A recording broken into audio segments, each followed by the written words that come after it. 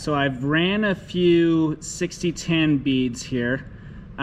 This is a lot like your guys' first welding assignment for stick. You're going to be doing a surface plate, and I wanted to go over some safety as far as chipping the slag after you've welded. Now, this plate, as you're welding this, especially this thinner stuff, this is 3/16 I believe, this thing can get piping hot while you're welding, potentially like 1200 to 2000 degrees.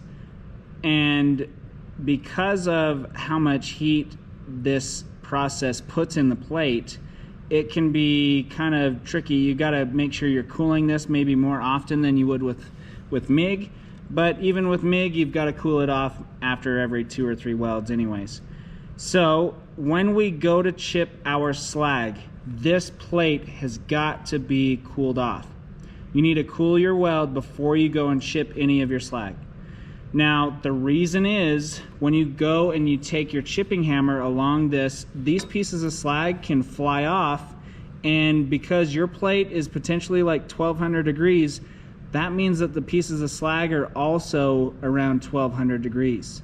And if those fly off and land on any part of your skin or anything, it really sucks.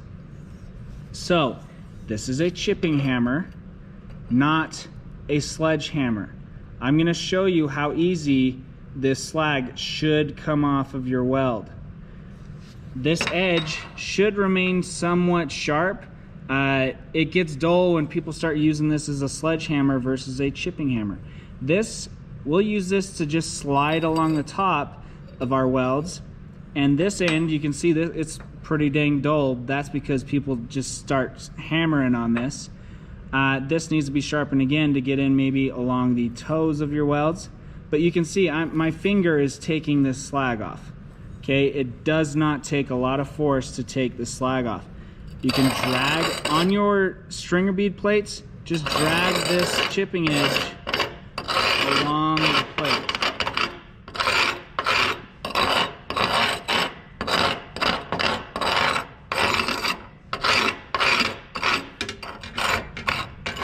You can take that edge and you can then run it along the toes. Get that all off of there.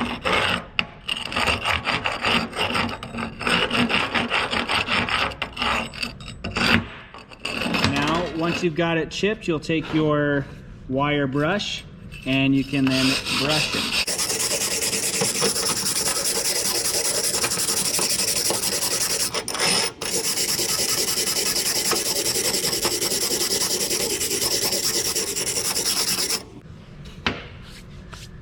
All right, now let's talk about why each one of these look a certain way. When I was in there, I had to dial in the welder to get the amperage set just right.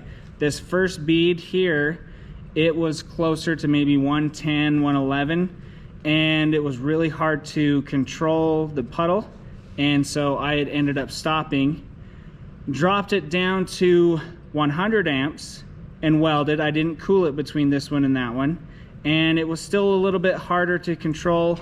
If when you guys are looking at your own welds, especially with 6010, when you see your puddle solidifying more cone-like in a triangle form, that means that we're probably a little bit too hot or whipping out of that puddle faster than you should.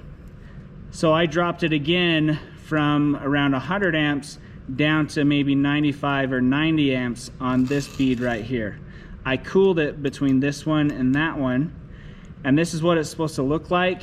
You can see the really prominent, nice round puddles. I still have a couple of pointy ones, but this is what you're hoping for or shooting for. And then after I welded this guy, I didn't cool it down, and I went right into this bead, and you can see how my puddle's pointy again. It's got too much heat in it. And then here at the end of this bead, I extended my arc gap, I lifted it, I didn't continuously feed that electrode in, and what that does is it almost looks like I've got my heat too high, but also that arc will jump around and it's not going to make or have a defined spot to actually put the filler metal. So it's really hard to control if you're keeping your arc gap really long, if you're long arcing. This is a 7018 weld, and I wanted to show this is also really easy to chip off. I haven't cooled it yet, but you can see this slag is just about to come off anyway. So I'm gonna cool it. Well, and you can see there. I'll go cool it, bring it back, and show you what it looks like. Alright, as you can see, these pieces come off pretty much right as I cooled it. Just proof it doesn't, you don't have to sit and beat on this thing with the chipping hammer to get this stuff to come off. It should just pop off pretty easily. If not, chances are you've got your settings incorrect or you are welding over the top of slag. When we're running 7018, it's really important to get every piece of slag off of your previous weld before you stack up another bead.